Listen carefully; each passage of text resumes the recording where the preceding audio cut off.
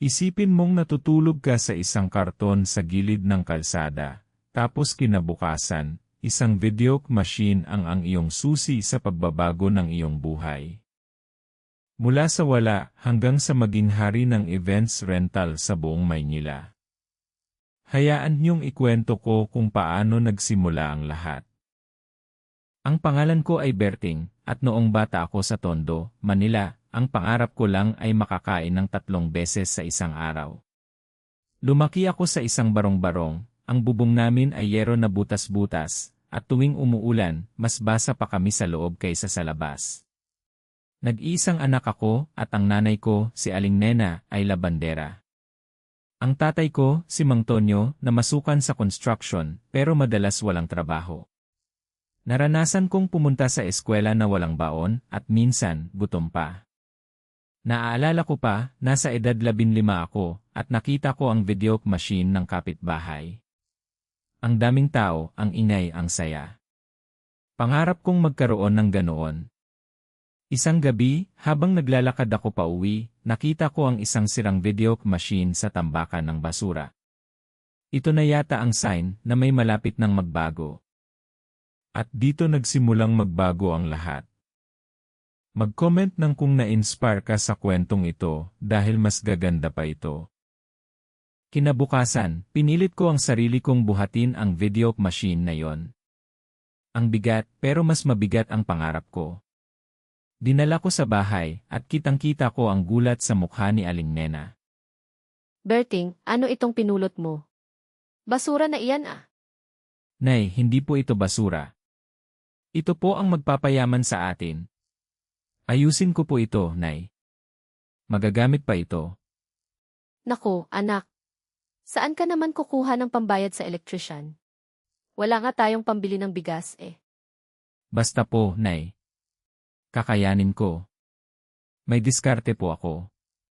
Berting, ipagpatuloy mo lang ang pangarap mo. Tutulungan kita. At magtiwala kayo, kailangan niyong manatili para sa susunod na mangyayari. Dahil dito talagang nagiging hindi ka panipaniwala ang kanyang tabumpay.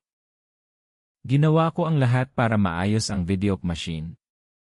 Nagtrabaho ako ng part-time sa construction, nag-ipon ng kaunting pera, at kinumbinsi ko ang isang kaibigan na electrician na tulungan ako. Pagkatapos ng 2 buwan, may ilaw na ang video machine. Ang saya ko. Pinaupahan ko ito sa kapitbahay. 50 pesos sa isang gabi. Maliit lang pero ito ang simula. Mula sa isang machine, naging 2, tapos 3.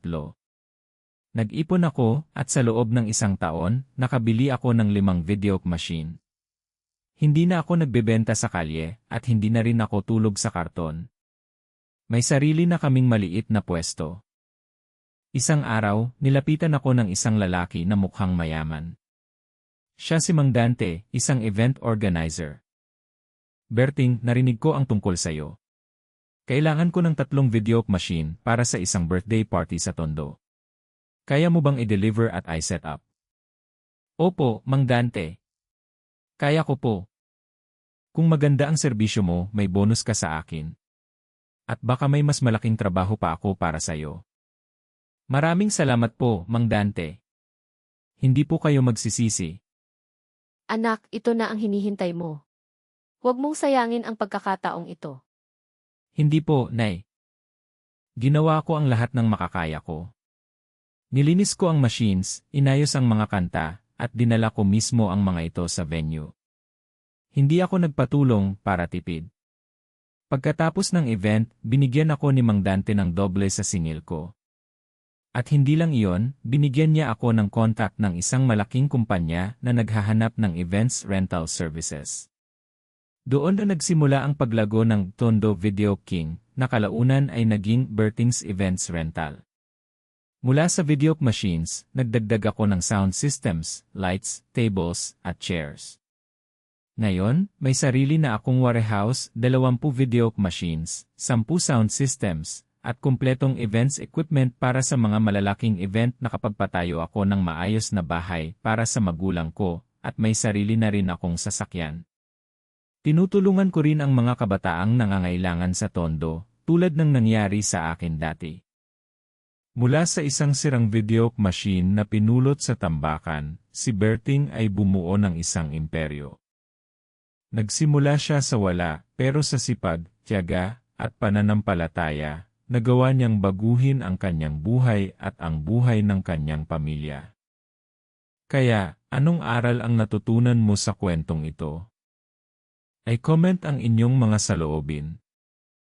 At kung may sarili kayong kwento ng tagumpay, ibahagi niyo sa comments. Mag-subscribe para sa bagong kwento araw-araw.